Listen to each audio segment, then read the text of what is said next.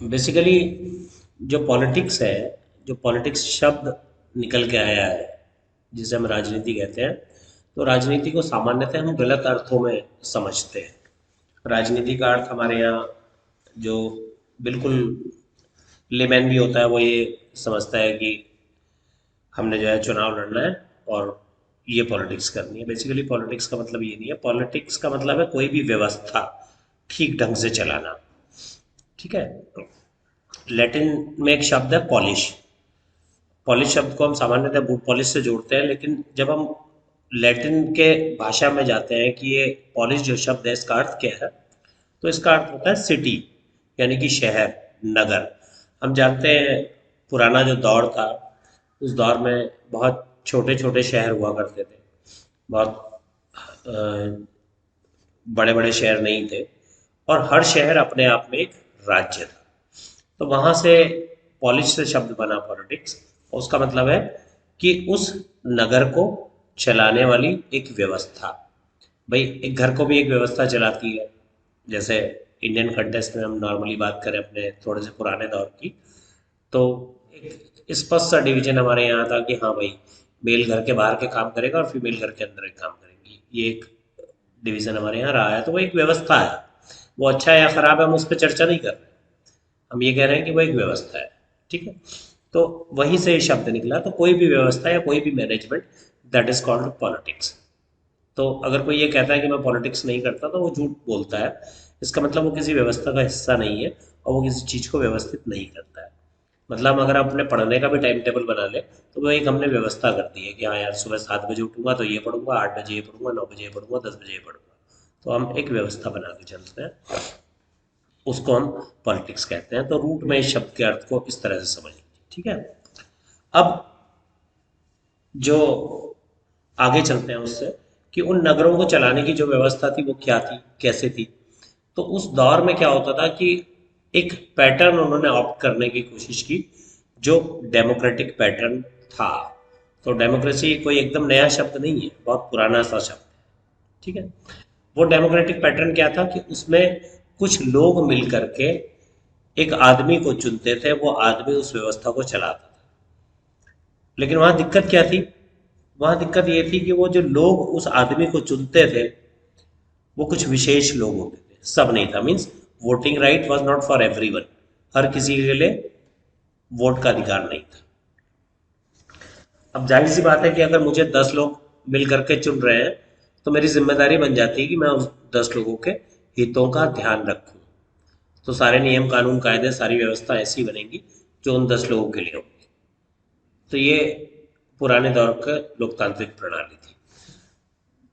सामान्यतः अगर हम देखें तो जो राज्य की व्यवस्थाएं हैं, राज्य को चलाने की जो व्यवस्था है, अलग अलग हुई है। सबसे पहले दौर में अगर हम एंशंट दौर में चले जाएं, कि भाई जब ह्यूमन इवोल्यूशन हुआ होगा, या जब हम जानवरों से आदमी में कन्वर्ट हो रहे होंगे, या हम अगर जानवरों को देखें तो वो भी अपना एक लीडरशिप लेके चलते हैं और उसके ऑर्डर पे सारी चीज़ें फॉलो करते हैं। चाहे हम बंदरों को देख लें, बाकी जानवरों को देख लें, हाथियों को देख लें। इस मामले में हाथियों की बात आई है तो एक महत्वपूर्ण सूचना आपको दूं कि अफ्रीका के जंगलों में हाथियों पे शोध करते हुए साइंटिस्टों ने एक नई चीज पाई कि हथनियां जो है रात के टाइम उनको लीड कर रही हैं। उसके पीछे उन्होंने कारण जब ढूंढने की कोशिश करी तो पाया कि हाथियों के बहुत ज़्यादा शिकार हो रहा है उनके दांतों के लिए। और चूंकि हथनियों की सेंसिटिविटी कंपैरेटिवली ज़्यादा है हाथियों से, तो इसलिए जो है उन्हें लीडर बना दिया गया कि वो खतरे को जल्दी भाप के ग्रुप को आगाह करते हैं। है ना? तो ये नेचर के अकॉर्डिंग चीज़ें बदलती रहती है। वहाँ उन्होंने अपने लिए खतरा पाया तो उन्होंने अपने लीडर्स बदल दिए, खासतौर पे नाइट में, डार्क जब होता है ना? दिन की रोशनी भले ही स्थितियाँ कभी हथनियाँ लीड करती हैं, कभी हाथी लीड करते हैं। ये एक रिसेंट रिसर्च है, 6-8 महीने पुरानी, कहीं मैं पढ़ रहा था। ठीक है। तो ऐसे ही हमारे लीडर है। हाँ हाँ, रिकॉर्ड हो रहा है। नहीं भी हो रहा होगा क्या फर्क पड़ता है, क्लास होने से मतलब है। वैसे रिकॉर्ड हो रहा है मोस्ट ऑफली, है ना? तो सामान्यतः हमारा जो पुराना दौर रहा, वहाँ हम जब लीडरशिप देखते हैं तो हम ये देखते हैं कि लीडरशिप पावर पे बेस्ड थी। वो पावर अलग अलग दौर में अलग अलग संदर्भों में डिफाइन की जाती है। जैसे मस्कुलर पावर उस दौर में महत्वपूर्ण थी कि कौन ताकतवर है और कौन हमें बाहरी कबीलों से या जानवरों से बचा पाएगा, वो हमारा लीडर होगा, है ना। अगर आप पुरानी फिल्में देखें तो आप पाएंगे कि जो अपने से पुराने दौर की कहानी को लेके बनी होती है कि एक गांव का लीडर है, कबीले का एक सरदार है, और जब वो उम्र दराज होने लगता है तो नौजवान जो चुने जाते हैं वो इस बिहाफ पे चुने जाते हैं कि इसे कौन हरा देगा। वो एक राजनीतिक व्यवस्था रही। जब समय आगे बढ़ा तो एक नई व्यवस्था कायम हुई जिसे हम मोनार्किज्म के नाम से जानते हैं, यानी कि राजशाही के नाम से जानते हैं। उस व्यवस्था के तहत जो राजा होता था उसका पुत्र राज्य का उत्तराधिकारी होता था। अब वो उत्तराधिकारी कैसे होगा, वो आपसी संघर्ष से होंगे। कहीं परंपरा रही कि सबसे बड़ा बेटा उत्तराधिकारी होगा। अलग अलग कबीलों में, अलग अलग जगहों में, अलग अलग कल्चर में ये अलग अलग परंपराएं रही। ठीक है। एक और व्यवस्था निकल के आती है। जो मॉडर्न, सबसे मॉडर्न है वो तो डेमोक्रेसी है। ये अभी हमारे पास सबसे रिफाइन व्यवस्था है राजनीति की। लेकिन इसके बीच में हम एक दो चीज़ों पे और हल्का से जानकारी ले लें कि एक और व्यवस्था निकल के आती है कि जहाँ एक पार्टी रूल करती है, लोग बदलते रहते हैं लेकिन पार्टी वही रहती है। सिंगल पार्टी सिस्टम जिसे हम कहते हैं, ये कहीं मार्क्सिज्म की थ्योरी के नज़दीक है और उससे निकली हुई चीज़ें हैं। तो यहाँ पे हमारी बातचीत मार्क्सिज्म के आधार पे नहीं है, या मार्क्स पे हम बात नहीं कर रहे हैं, तो इसलिए हम उसको वहीं छोड़ देते हैं। ये एक सोशलिस्ट व्यवस्था है। तो इसे दूसरे शब्दों में कहें तो ये एक पार्टी की मोनोपोली है, एक पार्टी की डिक्टेटरशिप भी इसे कह सकते हैं। एक और व्यवस्था हमारे यहाँ रही जहाँ डिक्टेटरशिप व्यवस्था ही पूरी दुनिया में हमने देखी है, और वहाँ पे व्यक्ति महत्वपूर्ण होता है। सोशलिज्म की बात करते हैं तो यहाँ पे पार्टी और थॉट महत्वपूर्ण हो जाता है। उसी का शासन है, बाकी थॉट्स के लिए जगह नहीं है। और जब ये थॉट व्यक्तिगत हो जाता है कि व्यक्ति महत्वपूर्ण है, तो वो व्यवस्था तानाशाही की व्यवस्था कहलाती है। ठीक है। अब हम आते हैं लोकतांत्रिक व्यवस्था पे, जो हमारे लिए एक महत्वपूर्ण हिस्सा है। तो इस व्यवस्था के तहत जनता का चुना हुआ प्रतिनिधि महत्वपूर्ण होता है, जिसको सबसे ज़्यादा लोग वोट देते हैं और जनता चुनती है कि भाई ये हमारा शासक होगा। ठीक है। हालांकि एक यूनानी दार्शनिक हुए हैं, अरस्तु, एरिस्टोटल जैसे इंग्लिश में कहते हैं, उन्होंने इस व्यवस्था को ये कह के सिरे से खारिज किया था कि लोकतांत्रिक व्यवस्था बिल्कुल बेकार व्यवस्था है, क्योंकि ये इसमें चयन का आधार लोकप्रियता है, इसमें चयन का आधार योग्यता नहीं है कि कौन काबिल है। इस आधार पर आदमी को कुर्सी नहीं मिल रही है। कौन लोकप्रिय है, किसे लोग पसंद कर रहे हैं, इस आधार पे जो है चुनाव हो रहा है। इस आधार पर आदमी कुर्सी पा रहा है। ठीक है। तो लेकिन उस सब के बावजूद भी कि कोई एक फिलोसफर या बहुत सारे लोग इसे इसी आधार पर खारिज कर देते हैं, और बहुत सारे लोग वकालत करते हैं कि नहीं, इससे तो कहीं बेहतर है कि एक योग्य व्यक्ति को डिक्टेटर बना के बैठा दीजिए। लेकिन हम इतिहास में अगर झांक के देखें तो हम इतिहास से सबक लेते हैं कि कोई भी डिक्टेटर जो है, जब पावर हाथ में आती है, सत्ता हाथ में आती है, तो व्यक्ति निरंकुश हो जाता है। उसे लगता है उसने जो कहा है वही सही है, और दूसरे के थॉट्स के लिए जगह नहीं बचती है। जबकि डेमोक्रेटिक सिस्टम में हमेशा दूसरे के थॉट के लिए जगह बचती है।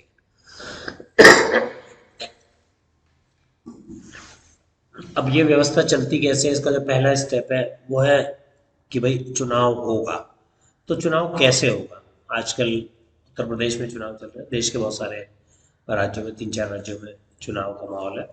तो हम हिंदुस्तान के कॉन्सेप्ट में अब बात करना शुरू करते हैं कि हमारे यहाँ चुनाव करवाने के लिए एक पूरी बॉडी है जिसे हम चुनाव आयोग के नाम से जानते हैं। और ये बॉडी क्यों है? क्योंकि किसी भी डेमोक्रेटिक सिस्टम में अगर चुनाव नहीं है तो वो डेमोक्रेटिक सिस्टम नहीं है। मतलब ये लाजमी है कि लोकतांत्रिक शासन व्यवस्था वाले देशों में चुनाव होने ही होने हैं, है ना। अगर चुनाव नहीं हो रहे हैं तो डेमोक्रेसी का कोई मतलब नहीं है। हम जानते हैं कि जिस देश में हम रहते हैं, भारत में, भारत जो है इस शासन प्रणाली को अपनाने वाला दुनिया का सबसे बड़ा देश है। ठीक है। और डेमोक्रेसी की जो इम्पोर्टेंस है उसे देखते हुए बहुत सारे देश हैं जो इस प्रणाली को अपनाते हैं। यहाँ तक कि बहुत सारे साम्यवादी देशों ने भी इस प्रणाली को अपना लिया है, और जो बचे हुए हैं वहाँ भी लगातार आवाज़ उठ रही है कि डेमोक्रेटिक व्यवस्था होनी चाहिए। और ये आवाज़ इसलिए उठ रही है कि सामने वाले की आवाज़ सुना जाना बहुत ज़रूरी है। हमें मालूम है कि चाइना इस वक्त साम्यवादी देशों की सूची में सबसे टॉप पे है। तो एक महत्वपूर्ण व्यवस्था, एक सेकंड।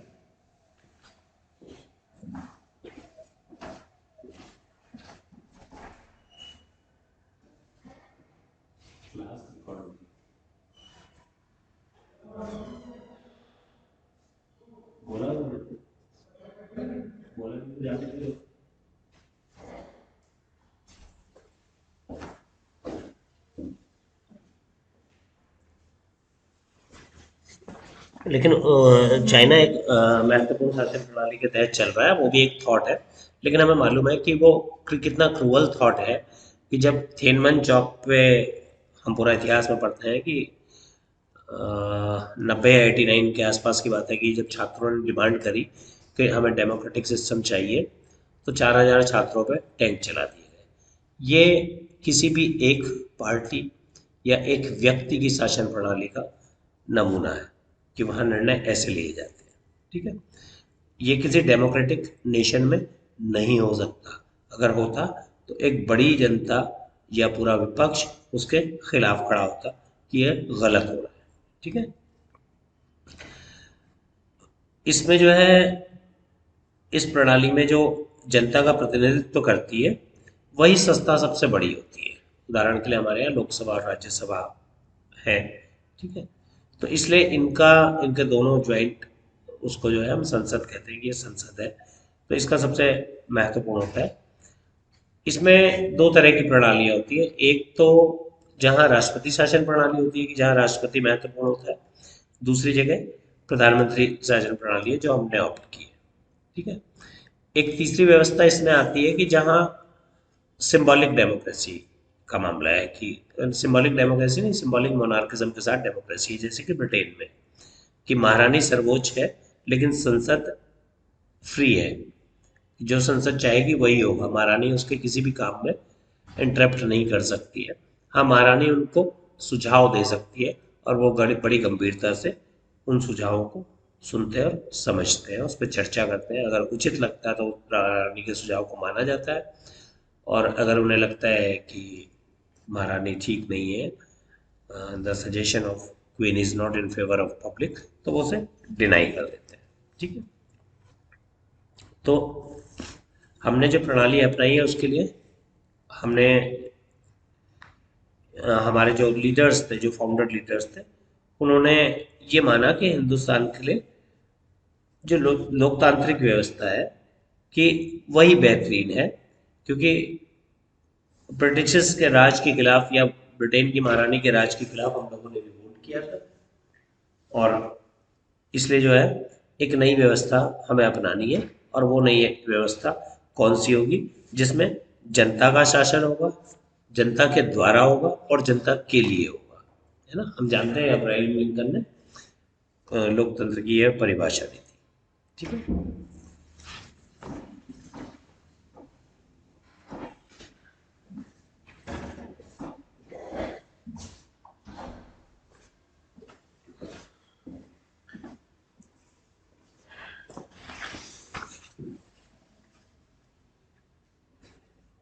अब जब हमारा कॉन्स्टिट्यूशन बन रहा था तो उसमें सारी चीज़ें डिफाइन की गई।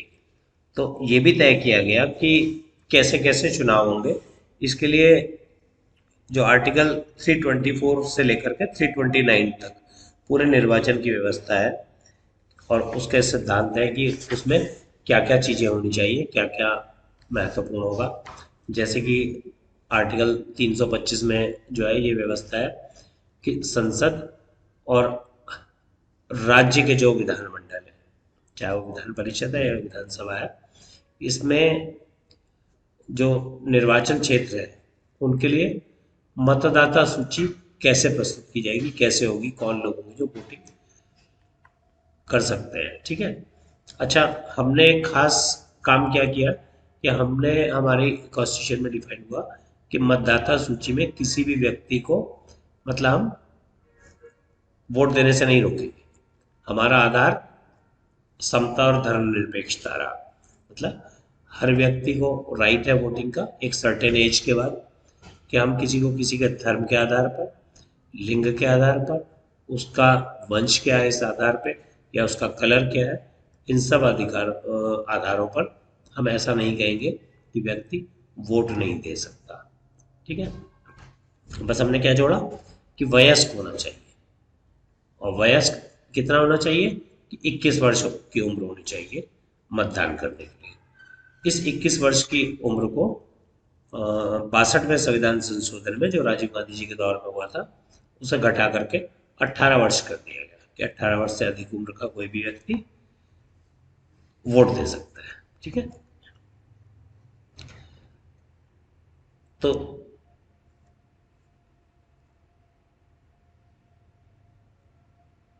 जाति और धर्म के साथ साथ ये भी महत्वपूर्ण है कि जो एक विशेष समुदाय है, जो थोड़े से वीकर सेक्शन हमारे सोसाइटी के हैं, उनके लिए भी सीटें हों, उनका प्रतिनिधित्व भी प्रॉपर हो। इसलिए हमने अनुसूचित जाति और जनजाति की सीटें रिजर्व करी बकायदा, और 2 सीटें या 4 सीटें एग्जैक्ट मुझे मालूम नहीं, देख लेना, कि जो एंग्लो इंडियन लोग हैं उनके लिए भी रिजर्व की गई है कि भाई ये सीटें इनके लिए रिजर्व है, इसमें इनका प्रतिनिधित्व होगा। ठीक है। अब जो हमारे देश में चुनाव करवाते हुए हुआ है कौन? हमारे देश में चुनाव करवाता है हमारा चुनाव आयोग। ठीक है।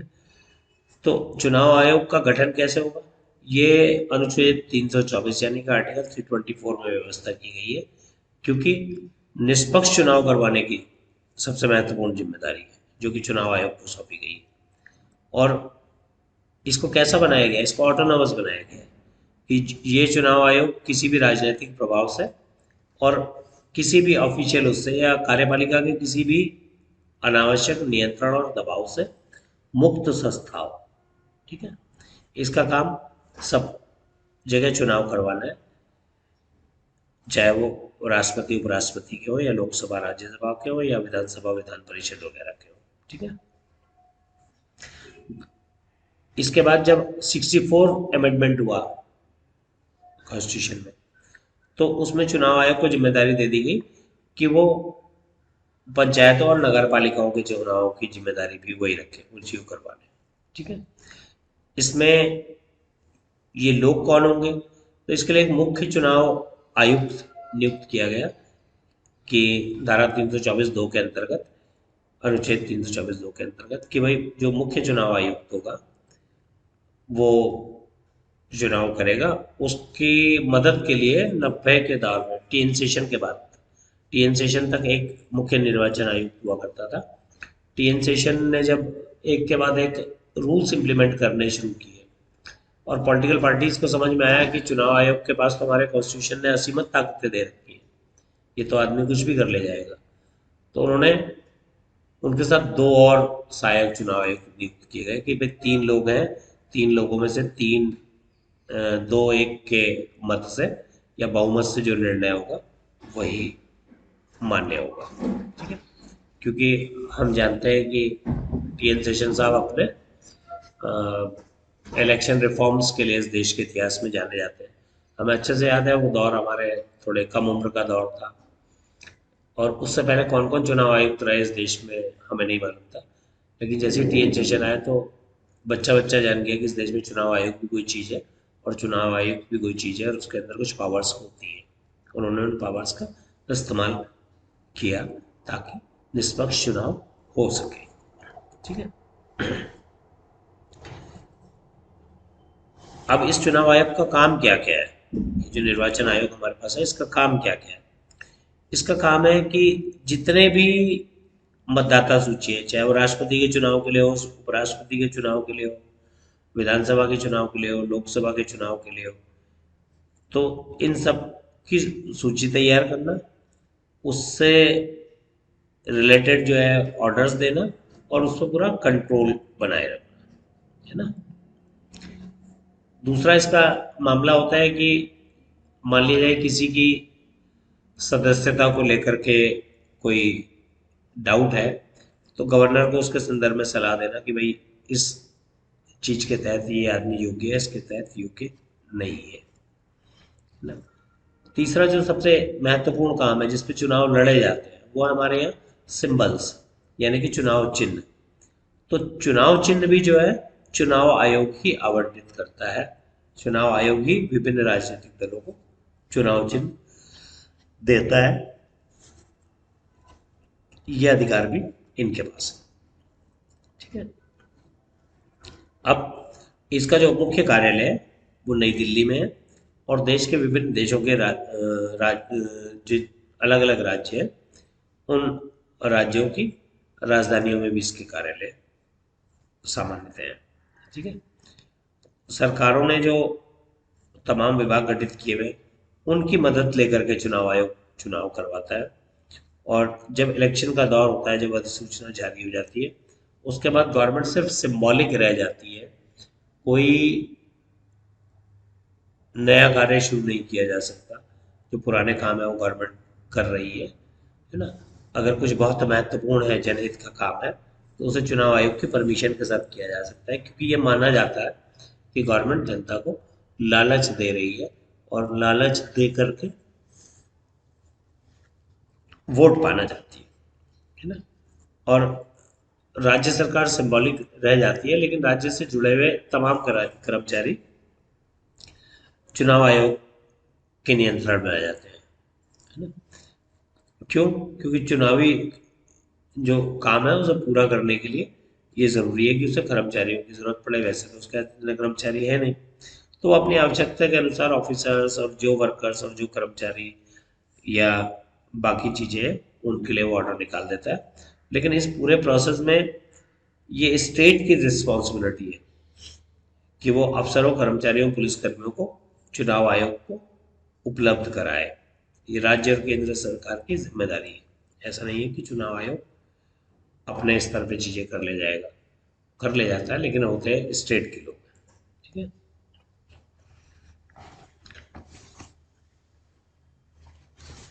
अब हमारे यहाँ जो है सामान्यतः जो चुनाव होते रहे, हमें मालूम है कि अभी अभी 26 जनवरी गुजरी है। 26 जनवरी 1950 को जो है भारत एक गणतंत्रीय शासन प्रणाली के अंदर आता है कि भाई हम एक गणतंत्रीय देश हो गए, एक रिपब्लिक नेशन के रूप में हमने अपने आप को इस्टेब्लिश किया। और इसके तहत जो है हमने जो पहले आम चुनाव कराए देश में वो 1952 में हुआ, ठीक है। जब 1952 में जो चुनाव हुआ उसमें हमने लोकसभा राज्यसभा के चुनाव एक साथ कराए और सबका कार्यकाल कितना है? 5 वर्ष। तो हर 5 साल में एक परंपरा सी पड़ गई कि चुनाव करवाए जाएंगे, है ना। ये हम लोगों ने स्टार्ट किया। एक सेकंड रुको। आगे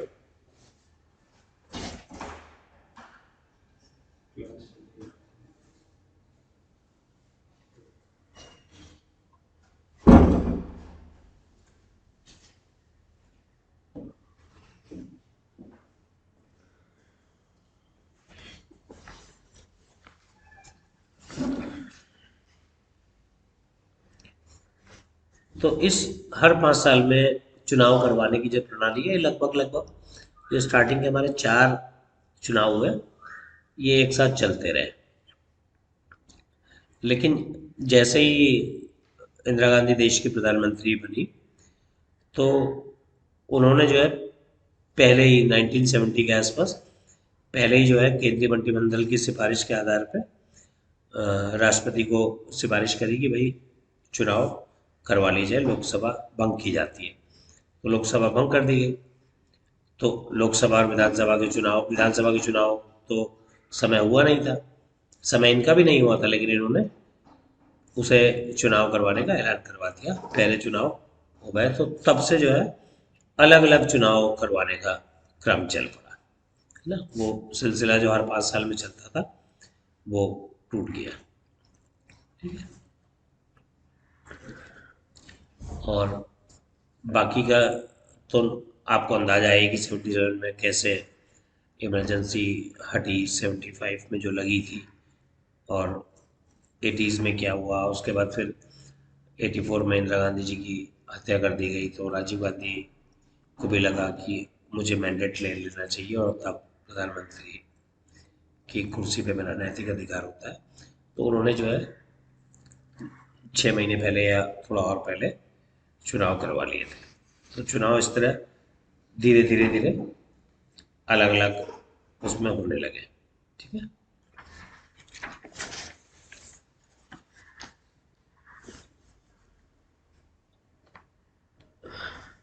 अब इसको कहते हैं हम, जब चुनाव से पहले चुनाव हो जाए इसको कहते हैं मध्यवर्ती चुनाव, के बीच में चुनाव हो गए।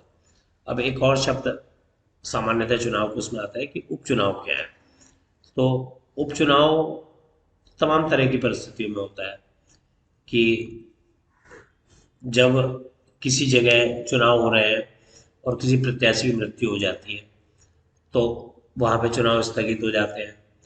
कानून और व्यवस्था बिगड़ी हुई है और ऐसा लगता है कि स्वतंत्र और निष्पक्ष चुनाव नहीं कराए जा सकते, तो तब उपचुनाव होते हैं।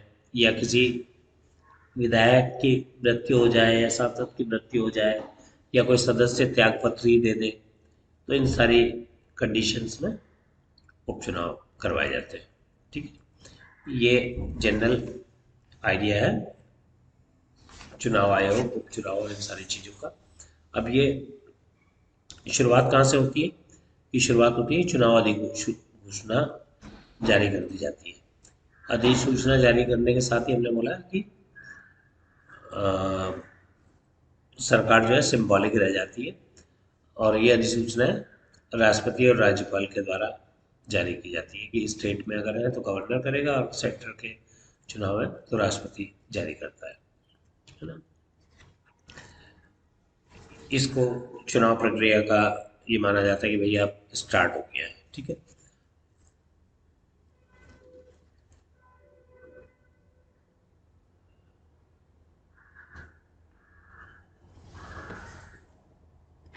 कुछ जो चुनाव अधिसूचना जारी होने के बाद चुनाव प्रक्रिया के लिए समय दिया जाता है कि भाई इतना टाइम आपको दिया गया है कि आप अपना प्रचार कर लीजिए। और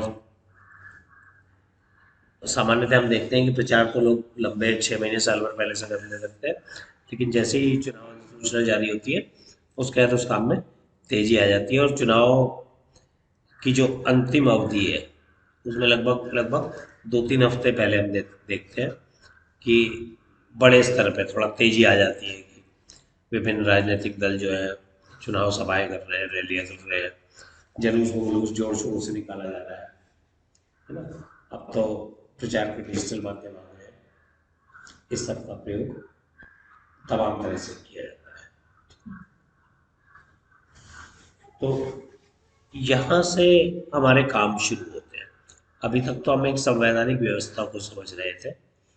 अब चूंकि रिपोर्टिंग की बात हो रही है, पॉलिटिकल रिपोर्टिंग, ये तो हमने पॉलिटिक्स समझी, चीज़ें समझी, डेमोक्रेटिक पैटर्न का एक हल्का सा आइडिया लिया और कैसे वो एग्जीक्यूट होता है इसको समझने की हमने कोशिश करी। तो यहीं से हमारी चुनावी पत्रकारिता शुरू हो जाएगी। बाकी तो पॉलिटिकल रिपोर्टिंग तो साल भर चलने वाला काम है, ऐसा नहीं है किसी एक विशेष दिन चला। और इसमें हम क्या क्या कवर कर लेते हैं कि सामान्यतः किस दल ने किस को उम्मीदवार बनाया, कौन सा व्यक्ति किस दल को छोड़ के चला गया, कौन से नए दल में का दामन उसने थाम लिया, ग्राउंड लेवल पे क्या हकीकत है, किसकी क्या पोजीशन है, किसके जीतने की संभावना है, किसके हारने की संभावना है, मतदान कितने प्रतिशत हुआ। अच्छा, मतदान का समय लगभग निश्चित होता है, ठीक है, वो मौसम के अकॉर्डिंग होता है। अगर मौसम गर्मी का है तो 7 से 4 का टाइम नॉर्मली रहता है, और सर्दी का है तो 8 से 5 का टाइम मौसम का वो रखा जाता है वोट वोट डालने का, ठीक है। नॉर्मली वोट डालने की अवधि किसी भी कीमत पे बढ़ाई नहीं जाती है। अगर 8 से 5 है तो 8 से 5 बजे खत्म हो जाएगा, ऐसा नहीं होगा कि 5:30 6 बजे तक वोट पड़ते रहे। ठीक है। किस दल को कौन सा चुनाव चिन्ह पर कौन सा दल लड़ रहा है, ये तो लगभग तय ही होता है। लेकिन कुछ लोग निर्दलीय लड़ रहे होते हैं तो उनको क्या क्या सिंबल मिल गए, ये भी हमारी उसके वो हो सकते हैं, है ना। और पहले जिन लोगों ने इस विधानसभा का प्रतिनिधित्व किया या लोकसभा का या जहाँ इलेक्शन हो रहा है, जो जीते हुए कैंडिडेट थे, उनकी क्या पोजीशंस रही, लोगों के मुद्दे क्या है, डिफरेंट पार्टियों का मैनिफेस्टो क्या कहता है, जो जनता के मुद्दे हैं उस पर किस पॉलिटिकल पार्टी ने कितना काम किया है, ये सारी चीज़ें हमारी जो है वो होती है चुनावी रिपोर्ट के दौरान। ठीक है। और इसमें रोचक घटनाएं भी घटती हैं कि किसने किस तरह प्रदर्शन किया। कोई अपने बाहुबल का प्रदर्शन करता है, कोई बिल्कुल डिफरेंट स्टाइल में करने लगता है। जैसे मुझे एक बार पढ़ी हुई एक खबर याद आती है कि कुछ लोगों ने जूट के कपड़े पहन के, टाट और बोरी वो पहन के चुनाव का जुलूस निकाला, जो कि अगले दिन मीडिया में चर्चाओं का विषय रहा। ठीक है। तो अब तो हेलीकॉप्टर तक इस्तेमाल करने लगे हैं लोग। तो जब हम टी एन शेषन की बात करते हैं तो टी एन शेषन को हम इसीलिए याद करते हैं कि उसने तमाम रिफॉर्म के साथ जो वोटर आईडी कार्ड है वो मैंडेटरी किया था कि आदमी के पास होना ही चाहिए ताकि आपकी पहचान हो सके। और चुनाव खर्च की सीमाएं तय की कि कितना खर्च चुनाव में होना चाहिए। ठीक है। तो ये सारी चीज़ें जो है हमारे रिपोर्ट का हिस्सा होती है ना। अब चुनाव खत्म हो गए, किस आदमी को कितने वोट पड़े, ये सारी चीज़ें हमारी उसका हिस्सा होती है। उसके जीतने के पीछे उसका उसकी लोकप्रियता महत्वपूर्ण थी, उसका जातीय आधार महत्वपूर्ण था। क्योंकि कई बार क्या होता है कि जितने जाति प्रतिशत किसी वोट का है, किसी जाति का है वोट में, उससे कहीं ज़्यादा वोट किसी को पड़ जाते हैं, तो उसके लिए कौन कौन से फैक्टर है, ये सारी चीज़ें हमारी रिपोर्ट्स का हिस्सा हो सकती हैं। इस दौर में नए नए नारे गढ़े जाते हैं। अब तो सोशल मीडिया में इतनी क्रिएटिविटी होने लगी है कि लोग अपने घर बैठ करके जो है चीज़ें करने लगे हैं। नहीं तो कभी दौर था कि इसके लिए प्रोफेशनल लोग हायर किए जाते थे। ठीक है। तो ये सारी चीज़ें उसमें होती है। जैसे हमें याद है कि मोदी जी ने अपना चुनाव जो पहला लड़ा था लोकसभा का, उसमें उनका नारा ही डेवलपमेंट था। या 70s के दौर में जब इंदिरा जी चुनाव लड़ी तो उन्होंने गरीबी हटाओ का नारा दिया। अटल बिहारी वाजपेयी शाइनिंग इंडिया के नारे के साथ चुनाव लड़े। तो इस तरह के स्लोगन्स के साथ चीज़ें सामने आती है। ये सारी चीज़ें हमारी रिपोर्टिंग का हिस्सा है। ठीक है।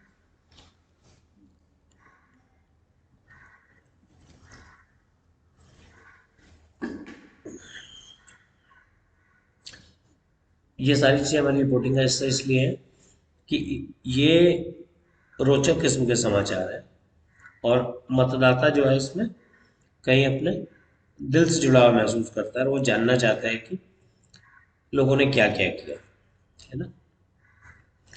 जनमत सर्वेक्षण एक और चीज़ है कि एग्जिट पोल जिसे आप कहते हैं, कि उससे पहले ही जो है हम पोल करने लगते हैं इलेक्शन से पहले ही, क्योंकि लोग जानना चाहते हैं कौन जीत रहा होगा कौन हार रहा होगा। तो एग्जिट पोल के जरिए हम ये जानने की कोशिश करते हैं कि कितने लोग किस पार्टी को वोट दे रहे हैं, किस पार्टी की जीतने की संभावनाएं हैं, किसको कितनी सीट मिल रही है। ये सारी चीज़ें हमारी रिपोर्ट्स के हिस्से होती हैं। ठीक है। मतदान जब होता है उससे लगभग लगभग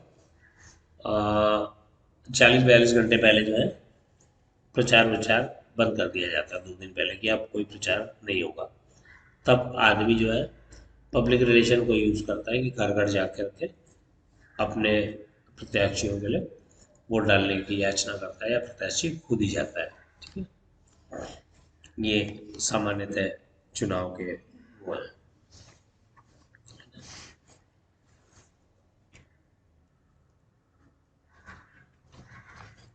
आज का जो दौर है, आज के दौर में तो प्रोपोगंडा बहुत महत्वपूर्ण हिस्सा निभा रहा है।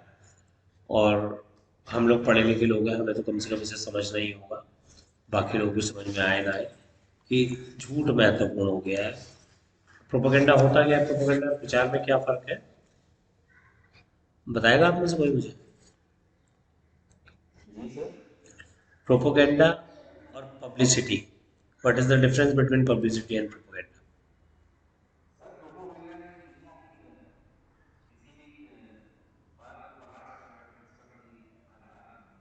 हम्म।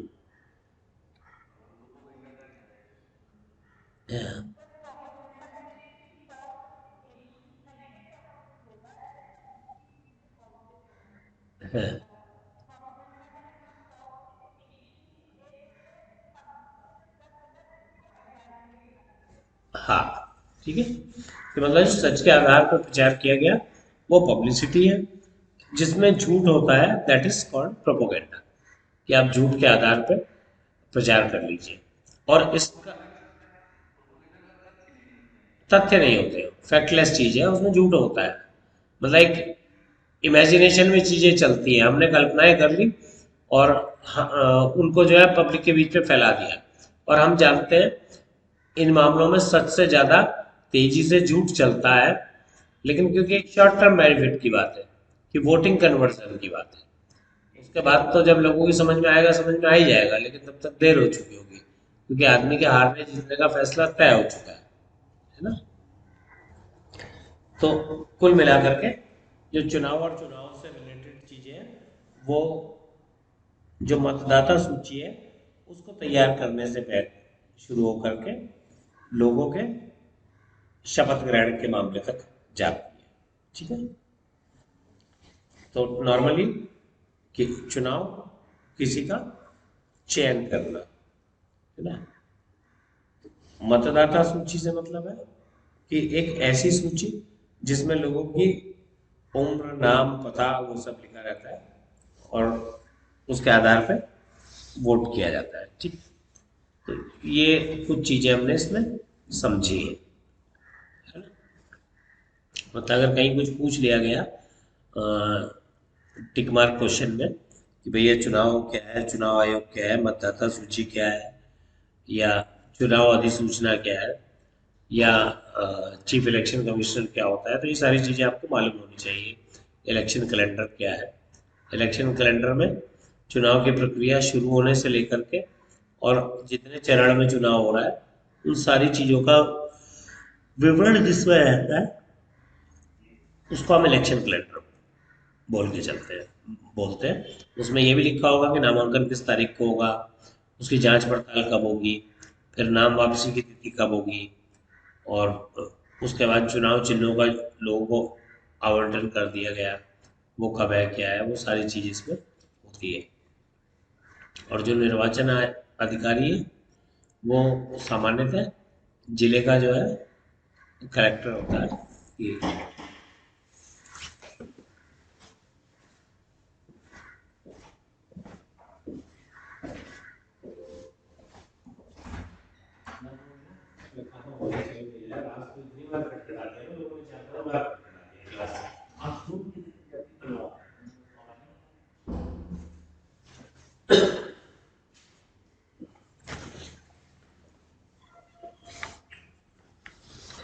ठीक है, तो ये कॉमन चीज़ें हैं। इसके बाद थोड़ा और आगे बढ़ते हैं तो हम पॉलिटिकल रिपोर्टिंग के एक्सट्रीम में आते हैं कि भैया पॉलिटिकल रिपोर्टिंग क्या है। हमने इस पे अभी बात की है कि जो भारत का गणतंत्र है वो कैसा है, कि क्या क्या चीज़ें इसमें हैं। अब पॉलिटिकल रिपोर्टिंग करने के लिए हमें कुछ चीज़ों की जानकारी बहुत ज़रूरी है, कि जैसे कि एक नागरिक के बतौर हमारे क्या अधिकार है, एक राजनेता के एक निर्वाचित व्यक्ति के बतौर हमारे क्या अधिकार है, बहुमत क्या होगा, सरकार कैसे बनेगी, कैसे सरकारें मिली जुली होती हैं, बच्चों के लिए क्या स्थितियां हैं। क्योंकि हमारे यहाँ जो डेमोक्रेटिक सिस्टम है इसमें हम जिस राज्य की बात करते हैं हमारी अवधारणा है एक लोक कल्याणकारी राज्य की, एक ऐसा स्टेट जो पब्लिक वेलफेयर की बात करता है। हम एक ऐसे स्टेट की कल्पना करते हैं कि हम एक ऐसे राज्य में रह रहे हैं, हमें एक ऐसे राज्य का निर्माण करना है। अब एक स्टेट जो पब्लिक वेलफेयर की बात करेगा, उसके रूल्स, उसके रेगुलेशन, उसकी चीजें कम से कम दिखाई तो दे पब्लिक वेलफेयर की तरफ जाती हुई। तो पूरी संसद का जो काम है वो यही है कि जनता की बेहतरी के लिए नियम कानून कायदे बनाए जाए। जुडिशरी का काम है कि उन्हें फॉलो करे और उनको एक्सप्लेन करे अगर कहीं ज़रूरत पड़ती है तो। ठीक है, ये दो सिस्टम है हमारे देश में। कानून सामान्य दो तरह से बनते हैं ना, एक तो संसद से पास होकर के, दूसरे हमारे जो न्यायाधीशों के फैसले होते हैं वो भी अपने आप में कानून बन जाते हैं। तो जो बुनियादी सवाल है, कायदे से देखा जाए तो कानून बनाने का जो काम है वो सरकार का ही है कि कौन से कानून अनुपयोगी हो गए, ये इस दौर की ज़रूरत नहीं बचे, इन्हें समाप्त कर दिया जाए। कौन से कानून महत्वपूर्ण थे जो इस दौर की ज़रूरत है, उन्हें नया लाया जाए, उसे इम्प्लीमेंट किया जाए। ठीक है, तो सामान्यतः हम जानते हैं कि हमारे यहाँ जो जो राजनीतिक दल बहुमत में होगा उसको जो है राष्ट्रपति, अगर हम संसदीय चुनाव की बात करें तो उसको राष्ट्रपति बुलाते हैं कि आइए और सरकार बनाइए। वो एक अपना नेता चुनता है दल कि भाई ये हमारा नेता होगा हमारे बिहाफ पे, और उसके बाद वो नेता शपथ लेते हैं जिन्हें हम प्रधानमंत्री कहते हैं। उनके साथ कुछ लोग मंत्रिमंडल की शपथ ले सकते हैं। मंत्रिमंडल का विस्तार करना है या कटौती करना है ये उनका अधिकार है। किस व्यक्ति को कौन सा मंत्रालय देना है ये बांटना उनका अधिकार है। ठीक है, इस तरह एक व्यवस्था हमारे देश में चलती है। ठीक है, लेकिन जो हम लोक कल्याणकारी राज्य की अवधारणा की बात कर रहे हैं, और ये सारे लोग किस लिए काम कर रहे हैं, ताकि हम एक वेलफेयर स्टेट बना रहे हैं, बाकी कोई मतलब नहीं है ये चीज़ों का। और वेलफेयर स्टेट के लिए क्या हो कि भाई लोगों के पास काम, लोग पढ़े लिखे हों। बच्चों के लिए अनिवार्य शिक्षा कानून इसलिए लाया गया है कि भाई 6 से 14 साल के बच्चे जो है पढ़े, राइट टू एजुकेशन, ये तमाम नियम लाए गए हैं। तो ये सारी चीज़ें इसी के तहत है ना। तो ये हमारा जो हिंदुस्तान है इसमें जो व्यवस्था चलती है ये लोकतांत्रिक व्यवस्था यही है कि कैसे कैसे शासन तंत्र हो चलाया जाए, सरकारें कैसी हो, कृषि की हालत क्या हो, उद्योग की क्या हो, सूचना तंत्र की कैसी स्थितियाँ हो, इन सारी चीज़ों के फैसले सरकार करती है। और फैसले किस से करती है, किसी भी फैसले के पीछे ये माना जाता है कि कोई राजनीतिक उद्देश्य नहीं होगा। जब सरकार बन गई है तो अब सरकार सबकी है, किसी पार्टी विशेष की नहीं है, और वो सबके लिए कार्य करेगी, है ना। ये हमारा उसमें है। इसके लिए हमारे देश की जनता को कुछ मौलिक अधिकार दिए गए हैं, कुछ उनके मौलिक कर्तव्य हैं। अच्छा, कोर्ट का देखना ये भी काम है कि जनता के जो मौलिक अधिकार है उनका हनन ना अगर होता है तो हम कोर्ट में जा सकते हैं कि हमारे अधिकारों की रक्षा की जाए, और कोर्ट उस पर कार्रवाई करता है। तो ये सारी चीज़ें भारतीय लोकतंत्र में होती हैं। इसके लिए हमारे पास पूरी विधान पालिका है, संसद, लोकसभा, राज्यसभा, राज्य विधानमंडल, ये सारी चीज़ें हैं। ठीक है, तो ये बेसिक चीज़ है पॉलिटिकल सिस्टम की। इसमें आपको कुछ पूछना है तो पूछिए।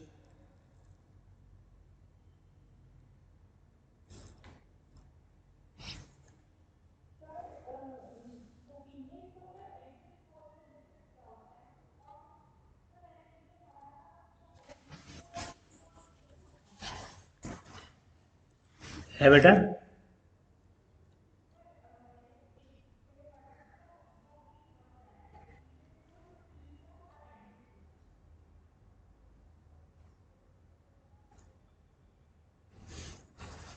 ओपिनियन पोल, प्री पोल और एग्जिट पोल।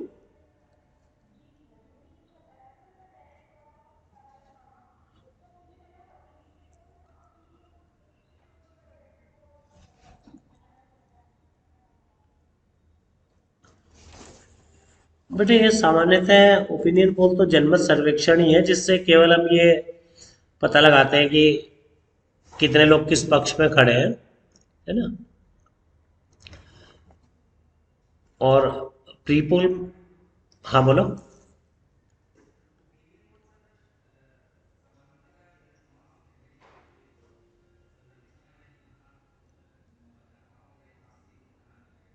हाँ हाँ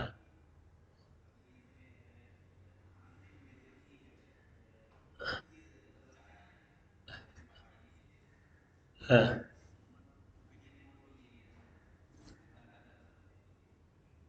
हाँ। और एग्जिट पोल किसको कहोगे फिर?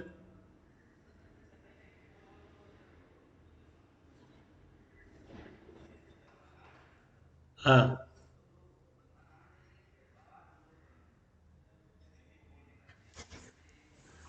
कि किस आदमी ने किसको वोट किया है। हम्म।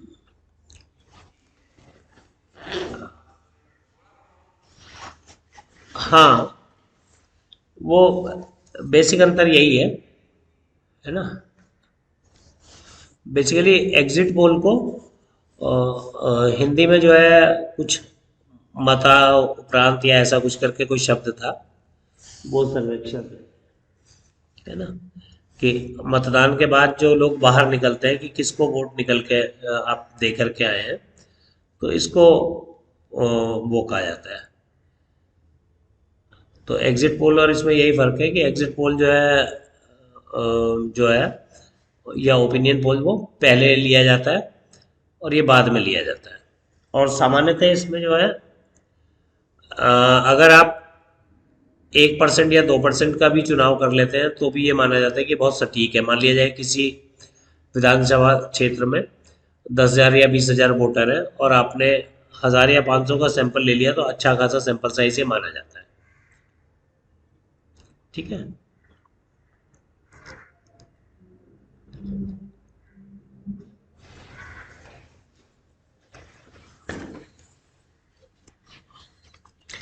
अब सोर्सेज पे बात करते हैं कि जो पॉलिटिकल न्यूज़ है इनके सोर्सेज क्या होंगे। तो सामान्यतः तो जितने भी वो हैं, चाहे वो संसद हो, प्रधानमंत्री हो, या कोई राजनीतिक दल हो, या कई बार जो है न्यायपालिका के फैसले होते हैं, अदालती फैसले, वो भी जो है पॉलिटिकल से रिलेटेड होते हैं। तो ये सब सोर्सेज जो है ये पॉलिटिकल पार्टीज और पॉलिटिकल पार्टीज के पदाधिकारी, उनके कार्यालय, ये सब हमारे सोर्स में आते हैं राजनीतिक पत्रकारिता के। ठीक है।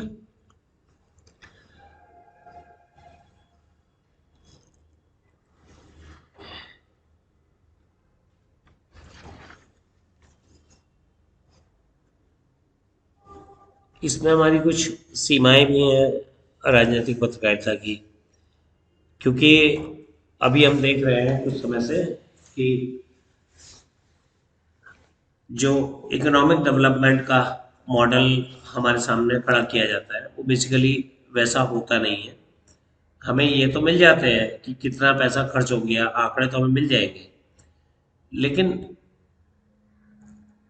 पॉलिटिकल न्यूज़ के आंकड़े हमें मिलना थोड़ा मुश्किल होता है कि कौन क्या करने वाला है, क्योंकि इसके दस्तावेज नहीं होते हैं, इसकी पुष्टि करने वाला नहीं होता है कहाँ क्या चीज़ खर्च हुई। इकोनॉमिक जर्नलिज्म की अगर हम बात करें तो उसके आंकड़े हमारे पास होते हैं, है ना। और पॉलिटिकल में दिक्कत क्या है कि यहाँ पर सिर्फ इल्ज़ाम लगाए जाते हैं कि एक नेता ने दूसरे पे इल्ज़ाम लगा दिया कि इसके अमुक सब अपराधियों से साठ गांठ है, या किसी विशेष समाज विरोधी जो लोग हैं उनके साथ इसका उठना बैठना है। तो इसका लेकिन हमारे पास कोई सबूत नहीं है। ये सिर्फ एक कह दिया गया, किसी ने इल्जाम लगा दिया गया, किसी ने कोई बात बोल दी है और बातों पर ही चुनाव हो गया। क्योंकि वर्तमान समय में हम जिस परिवेश में रह रहे हैं, हमारे देश के लोग इतने परिपक्व नहीं हैं चीज़ों में कि वो ऐसे मुद्दों पे वोट करें जो डेवलपमेंट के हो, विकास के हो। हम जानते हैं कि हमारा समाज जाति और धर्मों में बटा हुआ है, और इस सदी में भी हम इसी पे वोट दे रहे हैं। हमारे लिए एनवायरनमेंट कोई मुद्दा नहीं है। स्वीडन या स्विट्जरलैंड का चुनाव हमने देखा था कि एनवायरनमेंट के मुद्दे पे लड़ा गया था। तो इसका मतलब वहाँ पर समाज इतना विकसित है कि उन्हें समझ में आता है ये एक महत्वपूर्ण मुद्दा है। लेकिन हमारे पास जो मोटा माटी हम कहें तो हमारे लिए आज भी इलेक्शन रोटी और रोजगार पे लड़े जाते हैं, और जो लड़े जाने चाहिए भी, क्योंकि ये आज भी मुद्दे हैं। हालांकि हम उम्मीद करते हैं कि फ्रीडम के 70 ईयर्स बाद जो है ये मुद्दे नहीं रहने चाहिए थे, लेकिन फिर भी ये मुद्दे हैं ना। तो हमारे यहाँ इन्हीं प्रोपोगंडा पे चुनाव लड़े जाते हैं कि किसी ने किसी के बारे में कुछ कह दिया कि ये ऐसा कहता है, ये ऐसा कहता है। आप जितनी पॉलिटिकल डिबेट देखते होंगे तो आप पाते होंगे कि कोई आदमी डिनाई नहीं कर रहा है कि नहीं नहीं हमारी पार्टी है, हम ऐसा नहीं करते हैं। वहाँ पे बहस क्या हो रही होती है कि आपने चोरी की है, तो दूसरा कहता है कि आपने भी तो की थी। मतलब किसी डिबेट में मैंने ये नहीं देखा कि आदमी कहे कि हाँ भाई हमने चोरी की थी और हमारी कोशिश होगी, हमारी पार्टी की कोशिश होगी कि ये चोरी आगे ना हो। ये हमारा जो है सबसे बड़ा संकट है ना। बाकी पॉलिटिकल रिपोर्टिंग थोड़ा जोखिम भरा काम भी है हम लोगों के लिए, क्योंकि पत्रकारों के साथ सबसे बड़ा संकट यही रहता है इसमें कि जब से खास तौर पर राजनीति में आपराधिक तत्व घुस गए हैं, तो तमाम लोग जो है उसे कोशिश करते हैं कि खरीद लिया जाए। यदि व्यक्ति खरीदा नहीं जा सकता तो उस पर हमले भी हो सकते हैं। ये थोड़ा जोखिम वाला मामला पत्रकारिता की इस दुनिया में है। और चूंकि पॉलिटिक्स में तो बहुत सारी चीज़ें ऐसी होती रहती हैं ना, और लोगों का इन्वॉल्वमेंट हो गया है। पॉलिटिक्स है तो पैसा भी खर्च होगा, और एक लंबा ब्लैक मनी इसमें आने लगा है। हालांकि ये माना जाता है कि इस ब्लैक मनी की जो शुरुआत हुई, मुंबई में कोई डॉन हुआ करता था 70 के दशक में, मेरा नाम स्लिप कर रहा है उसका, शायद करीम लाला। तो उसने जो है चीज़ों की शुरुआत करी कि पॉलिटिक्स में उसने अपनी एक पॉलिटिकल पार्टी बनाई, और डॉन था तो पैसा बेहिसाब था, तो उसने पैसा खर्च करना शुरू किया। वहाँ से हम देखते हैं कि पॉलिटिक्स में पैसा खर्च होने लगा। ये पहले नहीं होता था। अगर आप 60 का चुनाव उठाएं, 70 का चुनाव उठाएं, या अभी आप अखबार उठा लें तो अखबार बताते हैं कि उस दौर में चुनाव कैसे लड़े गए। ये कॉमन फिनोमिना है ना? तो इस पे हम कल फिर बात करेंगे, कल या परसों। एक जनरल आइडिया पॉलिटिकल रिपोर्टिंग पे हमने लिया है। ठीक है, चलिए आज के लिए इतना बहुत है। ठीक, ठीक है।